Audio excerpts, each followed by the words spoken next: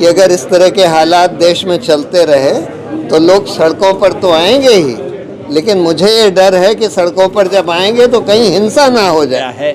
और अब जैसे जैसे सूचना सामने आ रही है, बिल्कुल साफ है कि ये उन इलाकों में किया गया जहां टीएमसी का दबदबा है, बूथों में किया गया जहां मुसलमानों की संख्या ज़्यादा है, कि इनका अश्वमेध यज्ञ जो है जिसे पूरा करने के लिए बंगाल पर कब्जा करना अनिवार्य है, उसमें एक विघ्न था।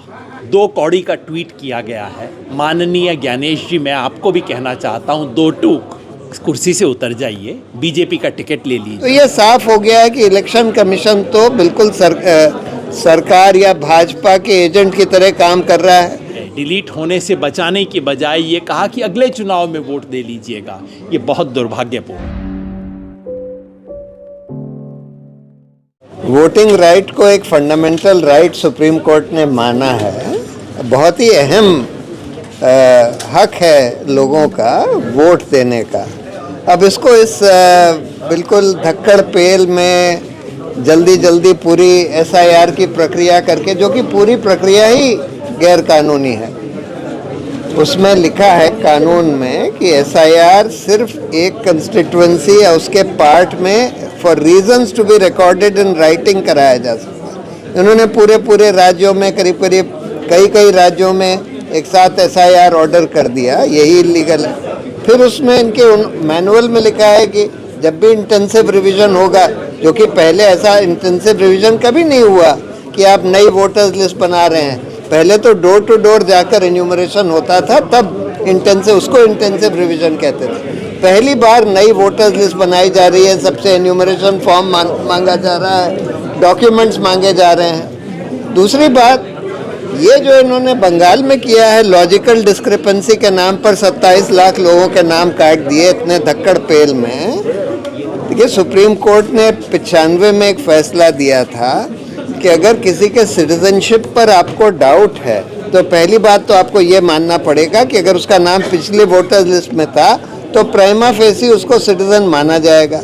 अगर फिर भी आपको डाउट है तो आप उसको बताइए कि भाई इस वजह से डाउट है और ये रीज़न है हमारा कि हम तुम्हारी सिटीजनशिप डाउट कर रहे हैं। फिर उसको बुलाकर उसकी पूरी बात सुनकर, उसके सारे तथ्य देखकर, जिसमें ओरल और डॉक्यूमेंट्री एविडेंस सब दे सकता है, उसके बाद आप फैसला करिए। और इस फैसले के बाद इलेक्शन कमीशन बार ये कहता रहा कि भाई अब इलेक्शन कमीशन का काम नहीं है सिटीजनशिप तय करना। ये अगर इलेक्शन कमीशन को कोई डाउट है तो वो फॉरेनर्स ट्राइब्यूनल भेज दे या कोर्ट भेज दे या फिर सरकार गवर्नमेंट ऑफ इंडिया के पास भेज दे। खुद इलेक्शन कमीशन ये नहीं तय कर सकता।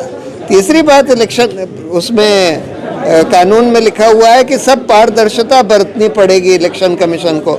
जब कोई एप्लीकेशन आती है नाम डालने के लिए या नाम काटने के लिए, एप्लीकेशन को तुरंत इलेक्शन कमीशन की वेबसाइट पर डाला जाना चाहिए। यहाँ तो वो सब ये सब कुछ नहीं कर रहे, और जो वोटर्स लिस्ट है उसको भी मशीन रीडेबल फॉर्म में नहीं दे रहे, बिल्कुल उसका बकवास रीज़न बताते हैं। तो ये साफ हो गया है कि इलेक्शन कमीशन तो बिल्कुल सरकार या भाजपा के एजेंट की तरह काम कर रहा है। और दुर्भाग्य की बात यह है कि इतना ज़्यादा डिलीशन वगैरह हो रहे हैं, लोगों का मौलिक अधिकार का हनन हो रहा है, और सुप्रीम कोर्ट उस पर बस थोड़ा बहुत लीपापोती कर रहा है, उसके आगे नहीं कुछ कर रहा है। चुनाव आयोग का एक ट्वीट आया है जिसमें कहा है, टीएमसी को लेकर के उन्होंने कहा है कि बंगाल में भय मुक्त, प्रलोभन मुक्त, हिंसा मुक्त चुनाव होगा। ये इस तरीके से ट्वीट किया जाता है, मानो बीजेपी ने किया।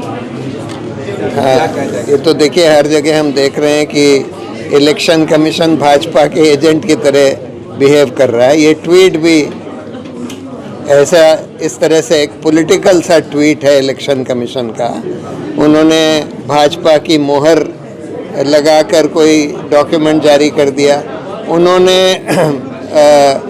उनके एक ऑफिसर जो है वो भाजपा का पूरा प्रचार करता हुआ पाया गया।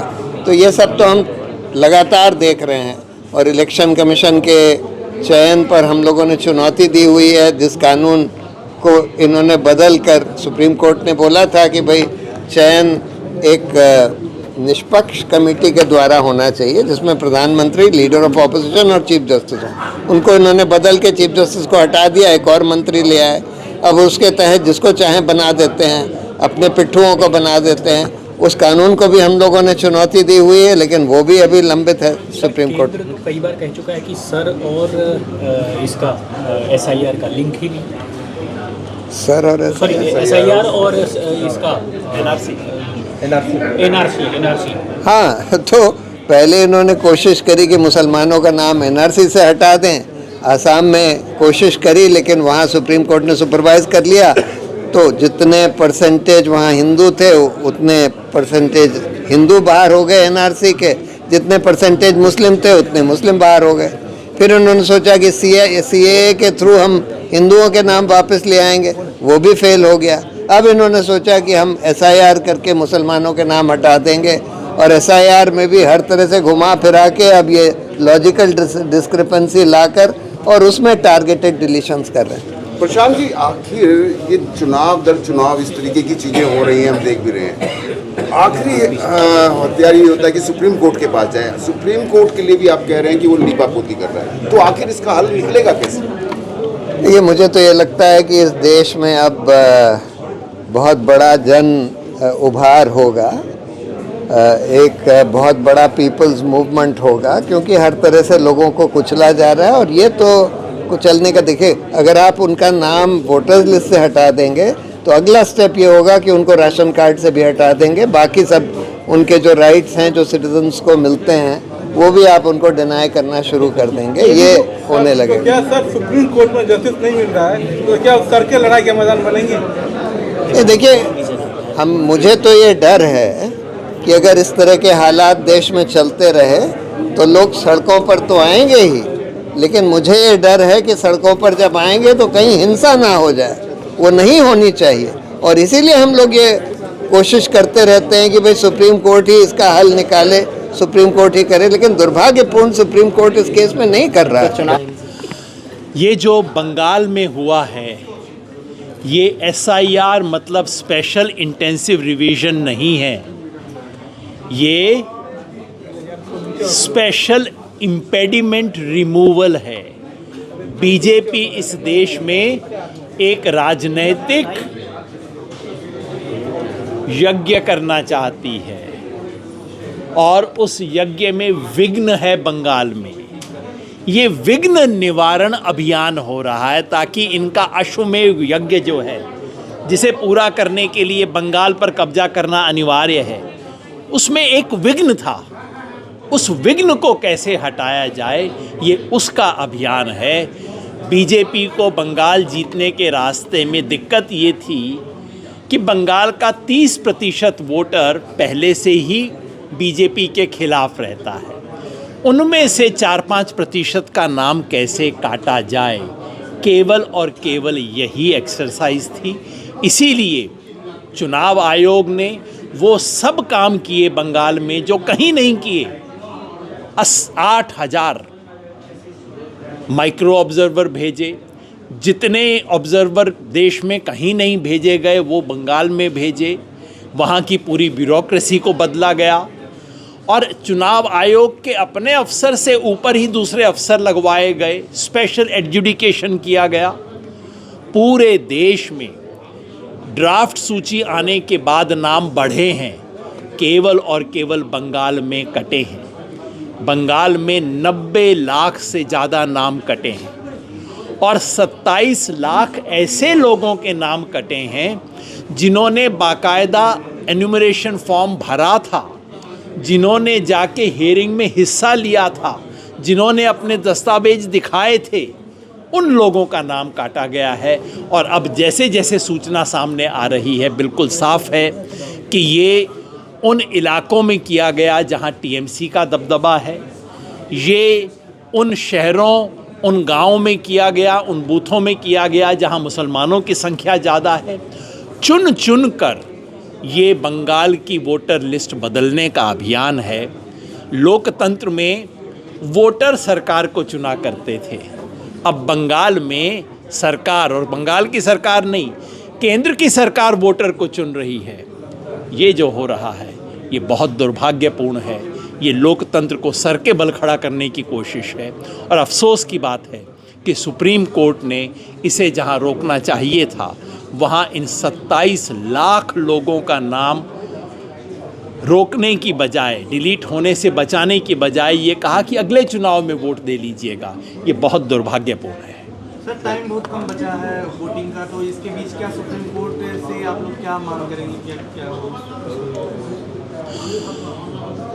हकीकत ये है कि वोटर लिस्ट फ्रीज करने की तारीख निकल चुकी है। हकीकत ये है कि अब चाहे कोई कुछ कह ले, चाहे सुप्रीम कोर्ट के जज सदाशयता से कुछ सुंदर बातें कह दें, हकीकत ये है कि अब एक भी नाम जुड़ नहीं सकता बंगाल की वोटर लिस्ट में। 27 लाख में 27 भले ही विशेष नाम वीआईपी के जुड़वा दिए जाएं, बाकी 27 लाख का कुछ नहीं हो सकता। और 90 लाख कुल मिला के 90 लाख वोट कटे हैं, 90,80,000 वोट कटे हैं। इनके लिए कोई रेमेडी नहीं बची है। और दुर्भाग्य बात की ये है कि इस देश में सुप्रीम कोर्ट, जो लोगों की अंतिम उम्मीद का एक छोर होता है, वहाँ भी उन्हें निराशा हाथ लगी है। सर आप बंगाल के साथ ही यूपी में भी हुआ था ऐसा, जब ड्राफ्ट लिस्ट आई तो उसमें 2 करोड़ के समथिंग लोग के नाम कटे थे, तो योगी आदित्यनाथ ने कहा था कि ये कौन वोटर है, ये हमारे ही वोटर है। तो आप कह रहे हैं कि बंगाल में टारगेट किया गया, ये तो यूपी में भी हुआ था। यूपी में शुरू में 2 करोड़ 80 लाख नाम कटे, लेकिन आपने देखा होगा यूपी में अब 80 लाख के करीब नाम दोबारा जुड़े हैं। बंगाल में कटने के बाद और कटे हैं, यूपी में जुड़े हैं। ये अंतर है और यही बीजेपी की सरकार और टीएमसी की सरकार का होने का अंतर है। आज ट्वीट देखा आपने चुनाव आयोग? मैंने आज चुनाव आयोग का ट्वीट देखा, ट्वीट की भाषा देखी। इस देश की संवैधानिक संस्था कहती है टीएमसी को 2 टूक जवाब। ये किसकी भाषा है भाई? इस भाषा में तो इस देश में सड़क छाप राजनेता एक दूसरे से बात करते हैं। तो मैं भी चुनाव आयोग को 2 टूक कहना चाहता हूँ। इस देश के मुख्य चुनाव आयुक्त, जिनके कहने पे इस देश की संवैधानिक संस्था के नाम से वो 2 कौड़ी का ट्वीट किया गया है, माननीय ज्ञानेश जी, मैं आपको भी कहना चाहता हूँ 2 टूक। कुर्सी से उतर जाइए, बीजेपी का टिकट ले लीजिए, चुनाव लड़िए, फिर 2 टूक 4 टूक सब हो जाएगा, देख लेंगे। Thank you sir. खबरों में बने रहने के लिए फोरम 4 को सब्सक्राइब करें और नोटिफिकेशन पाने के लिए बेल आइकन दबाएं।